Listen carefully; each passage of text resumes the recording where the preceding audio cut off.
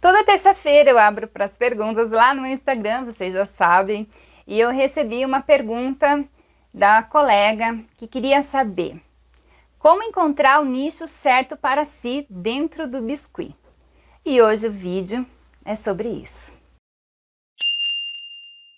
Então, se você ainda não é inscrito, se inscreva! Aqui é um canal que eu falo muitas coisas sobre biscuit. E toda terça-feira, você já sabe, eu abro as perguntas do Instagram para você também tirar a sua dúvida por lá.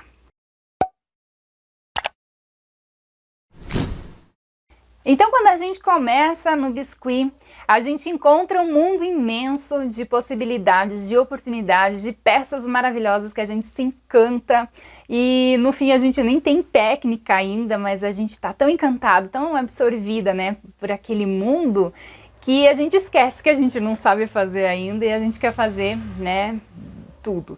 E aí quando a gente percebe que realmente é esse mundo que eu quero fazer esse meu artesanato dar certo, e eu quero transformar esse meu biscuit numa coisa mais profissional, eu quero vender as minhas peças, eu quero realmente trabalhar com isso, aí a gente se perde, né, de tantas peças, o que eu faço, e eu sempre oriento a focar mais, né, a sair um pouco desse, vou atirar para todos os lados e no fim você não acerta em nenhum alvo que é a sua cliente. Então você tem que se identificar com algum desses nichos que eu vou conversar durante o vídeo. Eu vou mostrar, apresentar para vocês algumas oportunidades, possibilidades que você pode seguir para fazer o teu trabalho dar certo. Quando eu comecei lá atrás, muito tempo atrás, eu também fiz um pouco de tudo e eu oriento a quem está começando a experimentar um pouco de cada peça, um pouco desses nichos, né, que a gente vai comentar aqui, que você teste, que você experimente, que você sinta qual que você se encanta. Quando a gente se encanta, é mágico, sabe? A gente fica ali, a gente quer fazer horas e horas e horas, a gente esquece do mundo, as pessoas à nossa volta elogiam, a gente vai mostrando, né, as coisas na internet e as pessoas mesmo já pedem, já encomendam, é uma coisa que flui, né? É uma coisa mais natural. Como é que eu comecei? Eu comecei fazendo uma peça de bebê, porque eu queria fazer o topo de bolo do meu filho, do Kalel. E aí, antes de fazer, né, o topo de bolo, eu pensei, vou ter que treinar um pouquinho, porque eu não sei nada, não sei nem a técnica, então eu vou treinar. Então, primeira peça, saiu aquela coisa maravilhosa que minha mãe chama de macaco, e não era um macaco, era um bebezinho segurando um cachorrinho, mas tudo bem. Eu fiz bem do estilo, na minha cabeça tava lindo, né? Hoje vou ver o negócio, realmente tava meio absurdo. E aí depois que eu comecei a engrenar nesse mundo, eu fui testando. Então eu fui fazendo caneta, fui fazendo coisas de bebê, fui fazendo coisas para adulto, fui fazendo topo personalizado. Então eu fiz um pouco de cada de cada coisa, fui vendendo, né, fui aceitando as encomendas que apareciam e fui me levando até a hora que eu decidi, não, é isso que eu quero, é isso que eu gosto de fazer e é isso que eu vou me dedicar. Então um dos primeiros nichos que a gente tem dentro do biscuit é a parte de bebês, é a parte de maternidade, são as lembrancinhas que você pode fazer personalizado ou não. Nesse nicho a gente pode trabalhar com peças à pronta entrega, porque a mamãe às vezes não sabe nem como é que vai ser o bebê, então aceita, né, umas coisas mais genéricas. Eu como mãe também procurava umas coisas mais genéricas, bichinhos com chupeta, bebezinhos com chupeta, umas coisinhas mais delicadas. Tem colegas que trabalham só com esse nicho, então fazem lembrancinhas maravilhosas, aqueles bebezinhos de bundinha, né? Eu não gosto muito, porque eu sempre fiquei muito mais nessa parte das festas infantis. E a época que eu trabalhava, né, com o nicho de bebês, não existia essa onda de febre, né, desses bebês de bundinha para cima. Mas é uma coisa que vende, que as mães querem. As mães preferem coisas baratas em quantidade, então você tem que ter a noção de que você vai vender um pouco mais abaixo, né, do que você realmente merece, mas que você vai ter sempre ali cliente e que, se você gostar mesmo desse nicho, vale a pena investir. Dentro desse nicho também a gente encontra os quadros de maternidade, aqueles quadros que a gente põe na porta quando nasce o bebê, mais personalizado. Eu fiz muitos, fiz também aqueles kits de bebê de MDF. Eu cheguei a vender o meu último que eu fiz, né, kit de bebê. Eu até achei que não vendia mais, porque como eu saí, né, dessa parte, eu achei que não se comprava mais, é uma coisa muito, né, antiga. Mas não, foi em 2016 eu fiz um kit de bebê, só que a mãe, ela estava meio perdida e ela queria misturar tudo e no fim ficou uma coisa meio estranha, mas eu fiz de acordo com o que a cliente queria. Mas é uma coisa que a gente precisa testar. Não sei se tem alguém aí que faz, né, ainda esses kits de bebê de MDF, aqueles porta-fralda, aquelas bandejas que tem o porta-cotonete, o algodãozinho, né, essas bandejas que a gente deixa ali para trocar a fralda. E também tem abajur para a gente fazer, essa parte da decoração do quarto do bebê, né? Então, são muitas possibilidades que a gente consegue investir. E se a gente encontrar a clientela certa, dá muito certo. Outro nicho que também dá muito certo é o nicho de casamento. Os noivinhos personalizados, tem os noivinhos humanizados, os noivinhos mais personalizados, os noivinhos de caricatura, noivinhos de bichinhos, noivinhos fofinhos. Tem alguns noivinhos que a gente precisa vender também. Hoje o mercado, né, tá bem abrangente, assim, tem muita gente vendendo, então caiu um pouco o preço, mas a gente encontrar a clientela certa, sempre a gente consegue dar um jeitinho. E no começo, claro, a gente vai vender mais barato, a gente ainda não tá, né, com muita experiência, mas ao longo do tempo você pode se firmar no mercado e aumentar o seu preço gradativamente. Né? Então é uma coisa a se pensar. Quem gosta de lidar com as noivas, né, com todo esse mundo, universo de casamento, é uma coisa que também existe aí para você investir. Dentro do casamento também tem as lembrancinhas com os noivinhos, sempre de 2, eles dão um pouco mais de trabalho, mas tem um mercado que pede lembrancinha de casamento. Então são lembrancinhas um pouquinho mais simples, mas que tem procura. Então, tem até as taças decoradas, né? São coisas assim muito específicas que tem um mercado aí para quem gosta desse nicho. E claro, vamos falar aqui sobre as festas infantis, as festas de aniversário.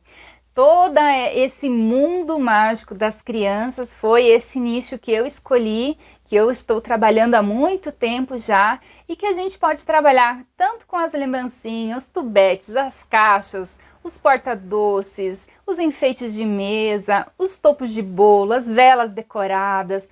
Tem uma infinidade de produtos que eu posso escolher dentro desse nicho das festas infantis, e a gente pode optar também por trabalhar só com os personagens ou com as coisas mais genéricas, com os temas mais clássicos que a gente consegue também personalizar.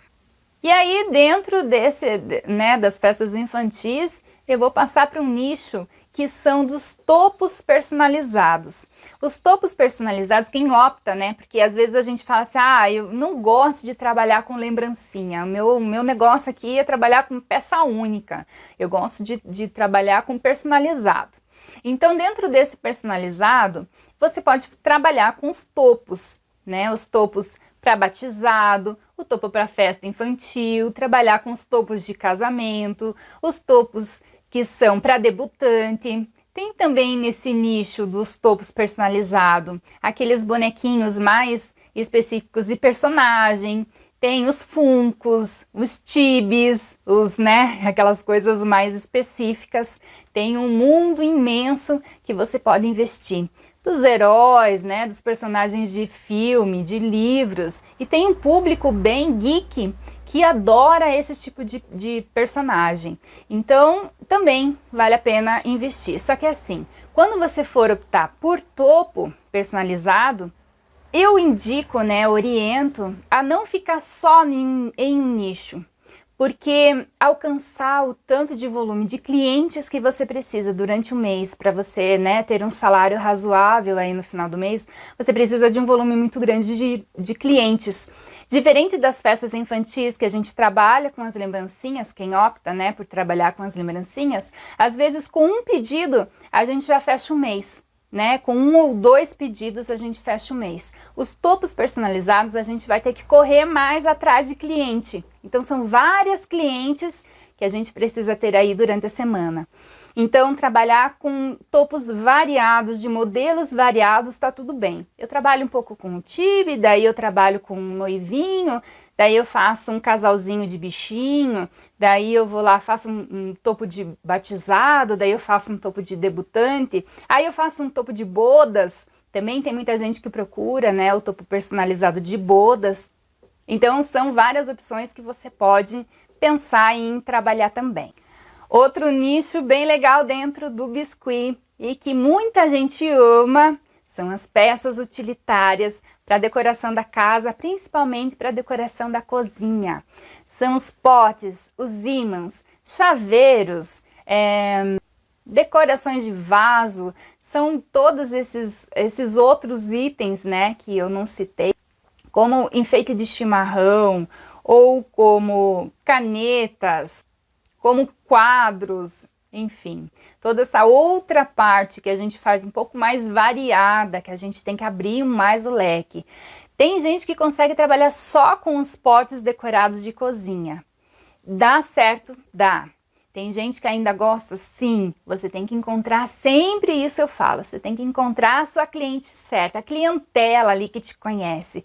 E se você fica muitos anos fazendo a mesma coisa com as mesmas peças, é mais fácil um indicar o outro e te achar, e a pessoa que entra em contato com você já sabe ali as peças que você já tem no teu mostruário para encomendar uma coisa que ainda não existe ali dentro do teu trabalho. Então, encomendar uma coisa mais personalizada. Então, se eu sempre faço pote e eu quero sempre fazer pote, então é mais fácil a cliente achar e você faz pote, eu quero um pote teu desse jeito ou daquele jeito, com essa cor, enfim. Dentro disso tem também os enfeites de chimarrão, que estão muito em moda. Tem os apliques de laço, que também está uma febre. Quem ainda não tem um nicho específico, é legal pegar essas febres que dão assim de vez em quando e a gente começar a treinar mais a nossa modelagem, porque tem clientes aí bastante pedindo, né, esse tipo de peça. Então, na minha época era muito caneta. Todo mundo que fazia caneta vendia, todo mundo, porque era uma época assim de muita febre. Depois tem a febre dos ímãs, daí tem a febre dos chaveiros, daí tem a febre, enfim, sabe? Você tem que, se você ainda não tá bem firmada, né, no mercado e que ainda tá pesquisando, tá meio em dúvida onde seguir, faz um pouco de cada coisa dessas coisas que estão em moda. Aproveita também as datas comemorativas, como agora a gente tá no Natal, tem muita gente que procura peças específicas de Natal. E é uma oportunidade de se vender e de se firmar no mercado até você decidir qual nicho você quer.